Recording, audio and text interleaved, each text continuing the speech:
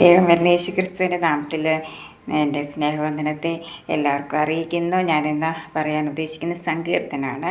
സങ്കീർത്തനം 119 സങ്കീർത്തനത്തെ ആസ്പദമാക്കി പറയാനായിട്ടാണ് ഞാൻ ആഗ്രഹിക്കുന്നത്. യഹോവേ, നിൻ്റെ വചനപ്രകാരം നിൻ്റെ ദൈവം നിൻ്റെ രക്ഷയെങ്കിലേക്ക് വരുമാറാണ്. അപ്പോൾ യഹോവയുടെ വചനം ഏതാ? നമ്മൾ വായിക്കുന്ന കർത്താവിൻ്റെ വചനം, അതായത് സത്യവേദ പുസ്തകം. ഈ വേദപുസ്തകം വായിക്കുമ്പോൾ കർത്താവിനെ കുറിച്ചാണ് നമുക്കതിനകത്തുനിന്ന് മനസ്സിലാക്കാനായിട്ട് സാധിക്കുന്നത്. അപ്പം നമ്മുടെ കർത്താവിനെ ഉൾക്കൊള്ളുകയാണ് ചെയ്യുന്നത് നമ്മൾ ഈ വചനം വായിക്കുമ്പോൾ. അപ്പോൾ യഹോവേ, നിൻ്റെ വചനപ്രകാരം നിൻ്റെ ദൈവം നിൻ്റെ രക്ഷയെങ്കിലേക്ക്. അപ്പോൾ ദൈവമുള്ളവനാണ്, രക്ഷയുള്ളവനാണ് ആര്? നമ്മുടെ ദൈവം. നമ്മളെ രക്ഷിച്ചെടുക്കുന്നവനാണ്, നമ്മളെ വീണ്ടെടുത്തവനാണ്, നമ്മുടെ രക്ഷകനാണ് ദൈവം. ഞാൻ നിൻ്റെ വചനത്തിൽ ആശ്രയിക്കുന്നുണ്ട്. എന്നെ നിന്ദിക്കുന്നതിനോട് ഉത്തരം പറയാൻ ഞാൻ പ്രാപ്തനാകും. പക്ഷേ നമ്മൾ വചനത്തിൽ ആശ്രയിക്കുന്ന, ദൈവത്തിൽ ആശ്രയിക്കുന്ന, ദൈവത്തിൻ്റെ വചനം നമ്മൾ വായിക്കുകയും ദൈവത്തിൽ ആശ്രയിക്കുകയും ചെയ്യുമ്പം ദൈവം നമുക്ക് എപ്പോഴും ആശ്രയമായി, സങ്കേതമായി, കോട്ടയായി, കാവലായി നമുക്ക് കൂടെ ഉണ്ടാകും. ഞാൻ നിൻ്റെ വിധികൾക്കായി കാത്തിരിക്കിയാൽ സത്യത്തിൻ്റെ വചനം എൻ്റെ വായിൽ നീക്കിക്കളയും. അപ്പം ഈ കർത്താവിൻ്റെ വചനം വായിക്കുമ്പോൾ ഇതിനകത്ത് ഓരോ വാക്കുകളും സത്യമായിട്ടുള്ളതാണ്. അതാണ്. അങ്ങനെ ഞാൻ നിൻ്റെ ന്യായപ്രമാണം ഇടപെടാതെ എന്നേക്കും പ്രമാണിക്കും. അതേപോലെ നിൻ്റെ പ്രമാണങ്ങളെ ആരായതുകൊണ്ട് ഞാൻ വിശാലത നടക്കും. നമുക്കൊരു വിശാലത വരുത്താൻ ദൈവത്തിന് സാധിക്കും. നമ്മൾ പല കാര്യങ്ങളിൽപ്പെട്ട് നമ്മുടെ മനസ്സ് വ്യാകുലപ്പെട്ടിരിക്കുമ്പോൾ ഈ മനസ്സിനൊരു വിശാലത വരുത്തുവാനായിട്ട് ആർക്ക് സാധിക്കും? ദൈവത്തിന് സാധിക്കും. മനസ്സിന് സമാധാനം നൽകി തരാൻ ആർക്ക് സാധിക്കും? ദൈവത്തിന് സാധിക്കും. ഞാനൊരു കാര്യം, എൻ്റെ വ്യക്തിപരമായ കാര്യം ഞാൻ പറയുകയാണ്.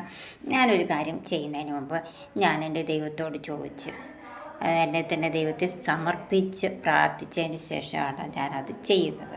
കാരണം എന്നെ വീണ്ടെടുത്ത എൻ്റെ അരുമനാഥനാണ്, എൻ്റെ രക്ഷകനാണ് എൻ്റെ കർത്താവ്.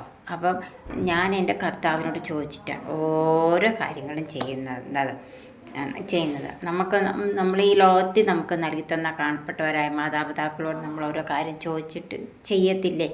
അപ്പോൾ നമ്മുടെ രക്ഷകനായ രക്ഷിതാവിനോട് ചോദിച്ചിട്ട് നമുക്ക് ഓരോ കാര്യങ്ങൾ ചെയ്യാനായിട്ട് സാധിക്കും. അപ്പം ആ ദൈവത്തിൻ്റെ കരുതൽ, ദൈവത്തിൻ്റെ കൃപ, ദൈവത്തിൻ്റെ കരുണ ഒക്കെ നമ്മുടെ കൂടെ ഇരിക്കും. ഞാൻ ലജ്ജിക്കാതെ രാജാക്കന്മാരുടെ മുമ്പിലും നിൻ്റെ സാക്ഷ്യങ്ങളെക്കുറിച്ച് സംസാരിക്കും. നമുക്കൊരു സാക്ഷി, അതായത് നമ്മുടെ കർത്താവിനെക്കുറിച്ച് നമുക്ക് പറയാനായിട്ടൊരു ആഗ്രഹം നമ്മുടെ ഉള്ളിൽ ഉണ്ടാകുമ്പോൾ നമുക്കതൊരു ഭയങ്കര സന്തോഷമായിരിക്കും. ഒരു പീസ് നമുക്കതിൽ നിന്ന് ലഭിക്കുകയാണ് ചെയ്യും. നമ്മുടെ കർത്താവ് ആരാണ്, നമ്മുടെ കർത്താവിൻ്റെ വചനത്തിലുള്ള കാര്യം, ഇതെല്ലാം നമ്മൾ മനസ്സിലാക്കുമ്പം നമുക്ക് ഒരു പാത ഏതെന്നുള്ളത് കർത്താവ് നമുക്ക് മനസ്സിലാക്കി തരികയാണ് ചെയ്യുന്നത്. നമ്മൾ പാടാതെയും പ്രാർത്ഥിക്കാതെയും ആരാധിക്കാതെയും വചനം വായിക്കാതെയൊക്കെ ഇരുന്ന് കഴിയുമ്പോൾ നമുക്ക് അവിടെ ഭയങ്കര ഒരു പ്രയാസം വന്നാലും ആ പ്രയാസത്തിൽ ഇങ്ങനെ അങ്ങ് ഭാരപ്പെട്ട് പോകും. മനുഷ്യനാണ്, ഭാരപ്പെട്ടു പോകും. ഒരു ഭാരവും എനിക്കില്ല എന്ന് പറയാൻ ഈ ലോകത്തിൽ ആർക്കും സാധിക്കത്തില്ല. ഭാരങ്ങൾ, പ്രയാസങ്ങൾ ഒക്കെ ഉണ്ടാകും. പക്ഷേ ഇതിന്മേൽ നമുക്ക് ജയം നേടിത്തരുവാൻ ആർക്ക് സാധിക്കും? ദൈവത്തിന് സാധിക്കും. അപ്പോൾ ഈ ദൈവത്തിൻ്റെ കരുണയാൽ, കൃപയാൽ നമ്മുടെ നടത്തുകയാണ് ചെയ്യുന്നത്. ഞാൻ നിൻ്റെ കൽപ്പനകളിൽ പ്രമോദിക്കുന്നു, അവ എനിക്ക് പ്രിയമായിരിക്കണം. കൽപ്പന കർത്താവ് നമുക്ക് 10 കൽപ്പനയാണ്. ആ 10 കൽപ്പനകൾ കുഞ്ഞു പ്രായത്തിൽ ഒരു 5 വയസ്സൊക്കെ ഉള്ളപ്പോൾ കർത്താവിൻ്റെ കൽപ്പനകൾ അങ്ങനെയൊക്കെയുള്ള കുഞ്ഞു വാക്യങ്ങളൊക്കെ നമ്മൾ പഠിച്ചു വെച്ചാൽ അത് നമ്മൾ മരിക്കുന്നിടം വരെയും നമ്മളത് ഓർത്തിരിക്കും. എനിക്ക് പ്രിയമായിരിക്കും നിൻ്റെ കൽപ്പനകളിലേക്ക് ഞാൻ കൈകളെ ഉയർത്തുന്നു, നിൻ്റെ ചട്ടങ്ങളെ ഞാൻ ധ്യാനിക്കുന്നു. ആ കൽപ്പനകളുണ്ട്, അല്ലാതെ ചട്ടങ്ങൾ, പ്രമാണങ്ങൾ ഒക്കെയുണ്ട്. അതൊക്കെ നമുക്ക് കർത്താവിൻ്റെ വചനം വായിക്കുമ്പോൾ പല കാര്യങ്ങളിൽ നിന്ന് നമുക്ക് മനസ്സിലാക്കാനായിട്ട് സാധിക്കുകയാണ് ചെയ്യുന്നത്. അപ്പോൾ നമ്മൾ വീട്ടിലിരുന്ന് പാടി ആരാധിക്കുമ്പോൾ നമുക്ക് ഭയങ്കര പീസ്, സമാധാനം ലഭിക്കും. നമ്മുടെ ആരാധന കൂടെ സാക്ഷികളുടെ സമൂഹം ഇത്ര വലുത്, അവർ ആത്മീയാവിൽ നിറഞ്ഞു കഴിയുമ്പോൾ, ഒരു ചർച്ചിലൊക്കെ പോയി ആരാധിക്കുമ്പോൾ നമുക്ക് ഭയങ്കര ഒരു സമാധാനം, ഒരു സന്തോഷം, ആത്മീയ സന്തോഷം, ഒരു വിടുതൽ നമുക്ക് ലഭിക്കുകയാണ് ചെയ്യുന്നത്. സ്തോത്രം. എല്ലാവരും ആയിരിക്കുന്നിടത്ത് കർത്താവ് പരിപാലിക്കട്ടെ, ജയത്തോടെ നടത്തട്ടെ. കർത്താവ് രക്ഷകനാണ്, നമ്മളെ വീണ്ടെടുത്തവനാണ്, നമ്മുടെ കൂടെ ഇരിക്കുന്നവനാണ്. നമ്മുടെ പ്രയാസങ്ങൾ പ്രതിസന്ധികളിലും നമ്മുടെ കൂടെ ഇരുന്ന് നമ്മുടെ വഴി നടത്തുന്ന ആളാണ് നമ്മുടെ ദൈവം. ഞാൻ ഈ കർത്താവിൻ്റെ വചനം വായിക്കുമ്പോൾ എനിക്ക് കിട്ടുന്ന സന്തോഷം അത് വലിയൊരു സന്തോഷമാണ്. എൻ്റെ കർത്താവിനോട് ഞാൻ പ്രാർത്ഥിക്കുമ്പോൾ എനിക്ക് കിട്ടുന്ന സന്തോഷം വലിയൊരു സന്തോഷമാണ്. ഞാൻ ആരാധിക്കുമ്പോൾ എനിക്ക് കിട്ടുന്ന സന്തോഷം വലിയൊരു സന്തോഷം. ഈ സന്തോഷത്താൽ എന്നെ എൻ്റെ കർത്താവ് നിറച്ച്, നിങ്ങൾ ഓരോരുത്തരെയും കർത്താവ് നിറക്കട്ടെ. ആയിരിക്കുന്നിടത്ത് കർത്താവ് പരിപാലിക്കട്ടെ, ജയത്തോടെ നടത്തട്ടെ.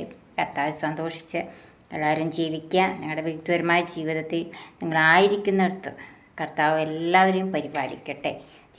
ജനനം മുതൽ മരണം വരെയും നമ്മളെ താങ്ങുന്നവന് നമ്മുടെ ദൈവമാണ്. സ്തോത്രം. എല്ലാവരെയും ദൈവം അനുഗ്രഹിക്കട്ടെ, ജയത്തോടെ നടത്തട്ടെ. എന്നെ തന്നെ എൻ്റെ കർത്താവിൻ്റെ സന്നിധിയിൽ താഴ്ത്തുന്ന എല്ലാവരും, കേൾക്കുന്ന എല്ലാവരും എനിക്ക് വേണ്ടിയിട്ട് പ്രാർത്ഥിക്കണമെന്ന് അപേക്ഷിച്ചുകൊണ്ട് ഞാൻ എൻ്റെ ചെറിയ ഈ വചന ശുശ്രൂഷ നിർത്തുന്നു. ജ്ഞാനത്താൽ നിറയ്ക്കുന്നതിന് വേണ്ടി എൻ്റെ ദൈവം എന്നെ പരിപാലിക്കട്ടെ. അതിനുള്ള ബുദ്ധി എൻ്റെ ദൈവം എനിക്ക് നൽകി തരട്ടെ. God bless you.